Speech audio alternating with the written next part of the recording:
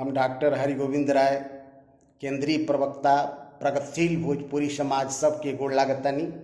एगो भोजपुरी में कविता प्रस्तुत करतानी जौन हम अबही तुरंते लिखनी है ओकरा के।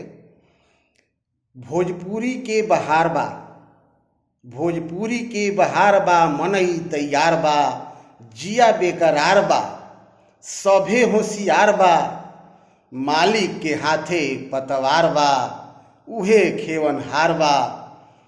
भोजपुरियन के ललकार बा, भोजपुरियन के ललकार बा, भोजपुरी भाषा हमार बा, लड़ाई बारंबार बा, भाषा हमनी के आधार बा, एकर मान्यता के दरकार बा, जंग बेशुमार बा।